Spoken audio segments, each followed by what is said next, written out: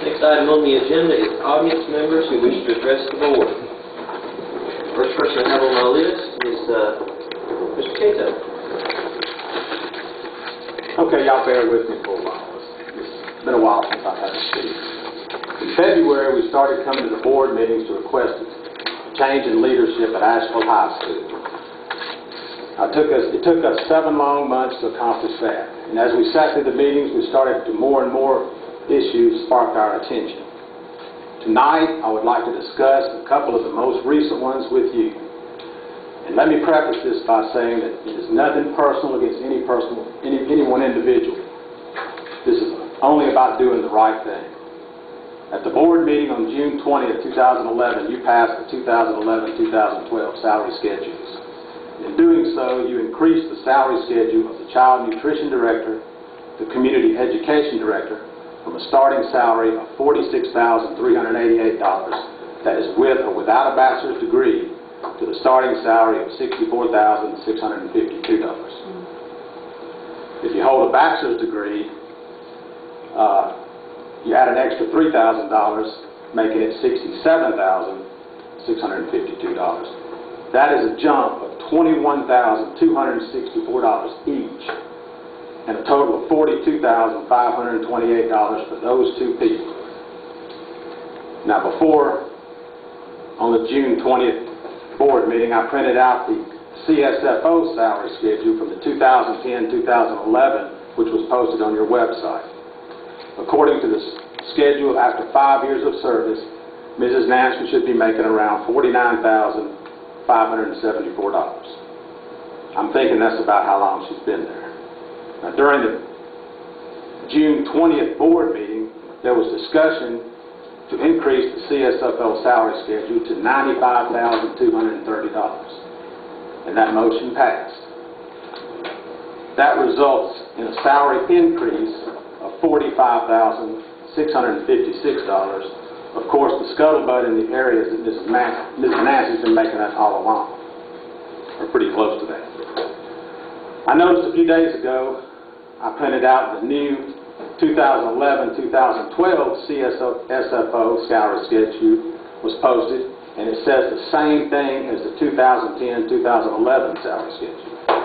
Also, there was no mention in the minutes from that meeting about increasing Mrs. Nancy's salary schedule. However, there was quite a bit of conversation about that topic.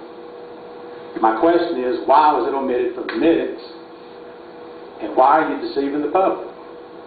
Why are you hiding Mrs. Nancy's salary? Why did you repost the old salary schedule for the CSFO as a new salary schedule?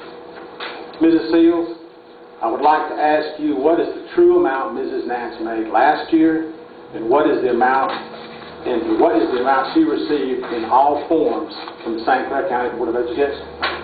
Ms. Nancy's always made $95,000. That was her salary that we discussed when she first came. And the salary that you see in there is from the previous CFO, which was Ms. Pendleton. So she has always made that. Okay, well, why is that printed as your current salary schedule, CSFO? If I didn't know that, and we didn't hear that in that meeting, we wouldn't have known that. And neither would anybody else. Yes, Ms. Tuhart continues to get that pay. Do what? Ms. Tuhart continues to get that pay. But she's not the CSFO. And I'm wondering, why would you print that to be the CSFO salary schedule? That's pretty much letting everybody think that the CSFO was only making this salary schedule.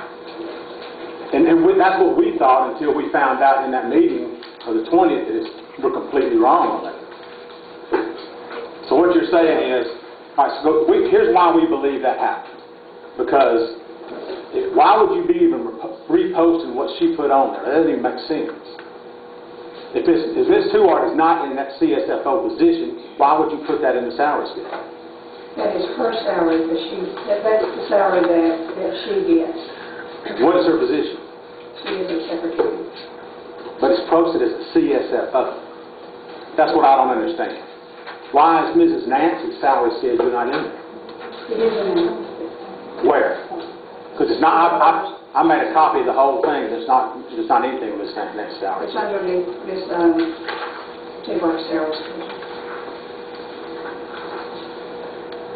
Anyway, we believe you're deceiving the public because someone made an effort to change the 2010-2011 salary schedule, which wouldn't have made sense to change it if it was just Ms. Tuart's. By removing the FY 2010-2011, which is deceiving the public because it's letting them think that that's the CSFO salary schedule in the 2010-2011 year. It's on the bottom of that page. Now, the new one, the 2011-12, that you reposted has that removed from it. So somebody actually took that time to do that on that document. Just wanted to let you know that. Is anyone else aware of that? Yes, we did that, Ms. Megan asked about that date in there. The amount that was on there? No, that's not what I'm talking about. What I'm talking about is on the salary schedule you posted online for 2011-2012. The CSFO, it says former on there, but it does say CSFO. If she's just a secretary, why would you even post that salary schedule? And the one before that in 2010-11 did not have, it's the one that actually had FY 2010-2011 on that piece of paper, deceiving the public thinking that that is a current year salary schedule for the CSFO. I have to see what you're talking about. Well, I don't post those, we post them, we give them to a person in Springwood.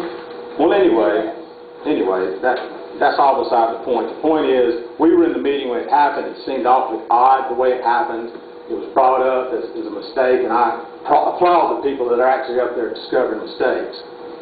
But it was brought up in that context, and pretty much you didn't even answer the question. It was Mr. Suttle that answered the question. In a recent newspaper article, Mrs. Seals stated due to proration you lost 45 to 50 employees. Today, I would like to ask you, how many salary cuts or employees did you cut at the central office?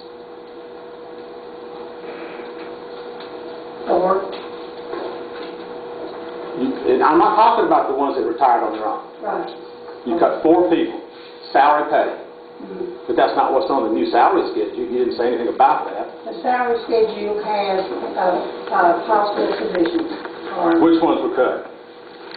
We can discuss this when this is over. This is not a do this Okay. right now.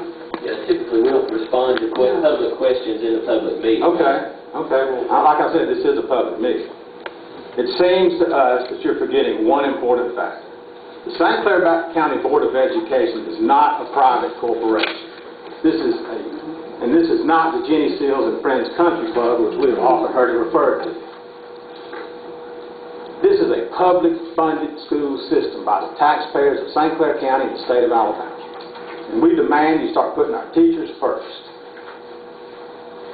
Mrs. Nance sent out a memo to all the schools, I think it was mid-last year or so, to turn the thermostats up in the classrooms, cutting energy costs. This makes it hotter or colder depending on the season. Now that does not benefit the children, and yes, we have heard complaints about that. She also asked the teachers to pay $50 each per year out of their own pocket to have a refrigerator in the classroom. And a lot of those teachers I know in elementary school use those for their kids in the class too. Look, Each year, excuse me, I can't sit down. That's cheap. If you compare that to the school system, that's right on the money. Just this week, we couldn't figure out what school system it was going to use. One school system to cut them out entirely. The refrigerators. Well, I'm not about wages instead of say $25,000, but that $50 is cheap. I'm not complaining about that part. The part I'm complaining about is you're making cuts in minor things like that, raising salaries here at the board, the central office, and you're cutting teachers, and the economy's not any better than it was, and it probably won't get any better anytime soon. But if we watch the pennies, the dollars might take care of themselves. That's not thinking like a true businessman. In other words, let's go on further than that. You ask the parents to donate, copy paper, tissue, sanitizer, etc. over the years, and I know we've done it ourselves. Now, I just wonder, is this all an effort to save money to raise the salaries at the board? Because those are pretty big jumps between the child nutrition and the CSFO and the community education the way I figured, and based on only what I see on what you post on your website, is $88,184. Starting this year, is the increase of those three people. Now, unless I'm wrong, you can prove me wrong somehow, but I'd like to know, because that is what it appears to be on that website. In the national and local news, and I'm sure you've all seen that, the experts say the economy could take a double-dip recession, which could mean your revenues would be cut down even more next year. We don't know what's going to happen. If you've been watching the stock market, you see the situation we're seeing right now. But right now, in this tough time, you've got to do the right thing. The cuts should start first at the central office, in my opinion. The administrative costs are high, and what you predict next year is even higher. I've got something further. I want to talk about that later, but I'm not going to do it today. You must save the good teachers, keep comfortable, keep the classrooms comfortable, and provide a good learning environment. That's what benefits the children. All the figures, like I said, were based on what I've seen on the website. That's all I had to go by. My name is Clay Cato, and on behalf of the Coalition of School Improvement, we are here to say we've got serious problems, and we need serious people to solve them. Thank you. Thank you, Mr. Cato. I'm going to ask you, and I've jotted down